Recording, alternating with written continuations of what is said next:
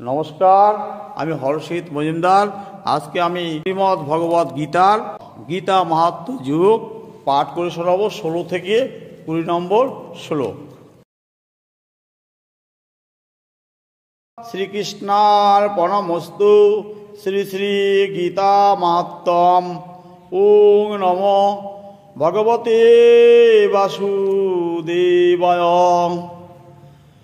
গীতা শাস্ত্রং না জানাতি না ধমস্তদ পরোজন হিগ প্রারব্ধং প্রতিষ্ঠাঞ্চ পূজাং দানং মহত্তমম। গীতা শাস্ত্রে মতির্নাস্তি সর্বং তন্নিশ ফলং যোগু ধিক তস্য জ্ঞানদাতরং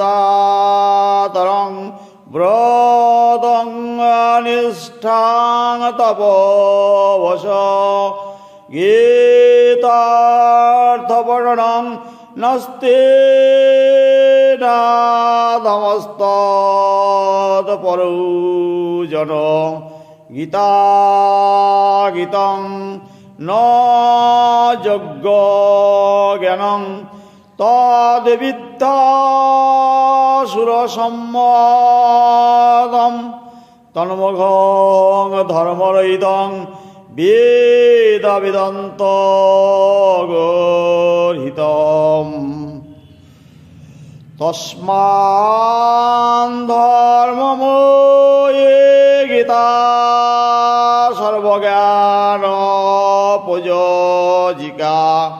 সর্বশাস্ত্র সারভূতা বিশুদ্ধা সা বিশেষতি জুহদিতি বিষ্ণু পর্বায়। গীতাং শ্রীহরিবাসরি স্বপন জাগ্রণ চলোস্থিষ্ঠন শত্রুভীর্ণসহীয়তি। যে ব্যক্তি গীতা শাস্ত্র জানে না তার চেয়ে অধম আর কেউ নাই। তার প্রারব্ধ প্রতিষ্ঠা পূজা দান ও মহত্বে ধিক।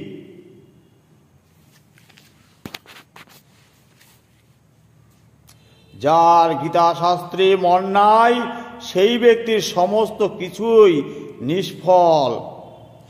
জ্ঞান দান ব্রত নিষ্ঠা তপ ও বশে ধিক।